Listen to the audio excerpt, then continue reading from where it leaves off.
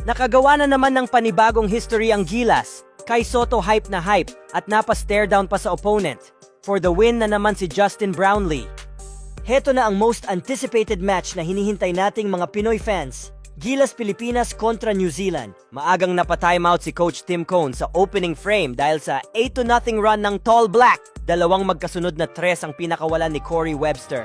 First 2 points ng Gilas nagmula sa bonus line courtesy of Kai Sotto. Justin Brownlee back-to-back points.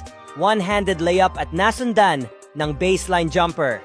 Baba sa 2 points ang hinahabol ng Gilas dahil sa magandang assist ni Kai Sotto kay Dwight Ramos para sa unang 3-point field goal ng Gilas na nasundan ng magandang extra pass ni Kai Sotto kay Junmar Fajardo sa ilalim. Score 11-13. Leading scorer ng Gilas so far si Kai Sotto with 6 points, lupit pa ng ginawang fake move mula sa fast break assist ni Justin Brownlee sabay look down sa opponent. Nakuha ng Gilas ang unang lead mula sa instant offense na dala ni Calvin Oftana off the bench. Pasok ang corner 3-pointer. Well, naipasok naman ni Wardenberg ang pull-up jumper kaya balik sa kalaban ng lead. Nagtuloy-tuloy ang mainit na outside shooting ng Tall Black pagpasok ng second quarter, lalo na itong si Corey Webster at Wardenberg. Nag-step up para sa opensa ng Gilas ang Ginebra boys na si Justin Brownlee at Scotty Thompson. Solid ang pinakitang connection ng dalawa. Nakapagtala ng 9 points si Scotty dito sa second frame at napakaganda pa ng drop pass kay Junmar sa ilalim. Karamihan sa puntos ng Gilas ay nagmula halos sa painted area. Dwight Ramos no-look pass kay Kai Sotto, na iwang libre para sa isang two-handed slam dunk.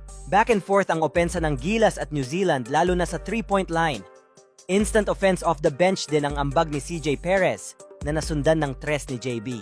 Dikit na dikit ang laban kaya naman natapos ang first half na tabla ang talaan sa 45 points. To start the third quarter, Dwight Ramos 3-pointer para sa Gilas at sinagot naman yan agad ni Corey Webster sa kabila. Kai Sotto another assist para kay Junmar sa ilalim. High IQ plays na ang pinapakita dito ni Kai. Wala namang nagawa ang depensa ng New Zealand sa driving layup na to ni JB. Isa pang assist ulit by Kai sa ilalim para naman kay Chris Newsome this time. Masyadong pilit ang tira ni Kai sa play na tubuti na lang at nasa ilalim si Scotty para sa isang hustle play na nauwi pa sa 2 points ni Newsome. Well, bumawi naman agad si Kai ng malupit na block at in transition ay naipasok ni Scotty ang tres to take the lead. Nagpakita din ng pangmalakasang opensa si Kai na binuli lang ang depensa ng Tall Black sa painted area. And one effort at solid na post-up move ang ginawa ng ating pambato. Nagkaroon ng 12-0 run ang Gilas sa final 3 minutes ng third quarter. And just like that, pumalo agad sa double digit ang kanilang kalamangan. Pero nakasagot ng 3-pointer si Webster late in the quarter kaya baba sa 9 points ang lead ng ating national team. Meron ng 15 points, 7 assists at 9 rebounds si Kai. Final frame na isahan ni Webster si Scotty sa 3-point line. Hinila ang braso para magkaroon ng contact para matawagan ng foul si Scotty.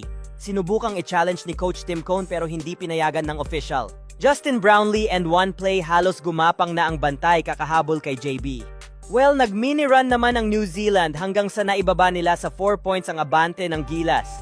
Gumawa naman ng back-to-back points si Kai Sotto mid-range jumper at hype na hype sa kanyang open two-handed dunk. Meron ng 19 points si Kai at 22 points naman so far para kay JB.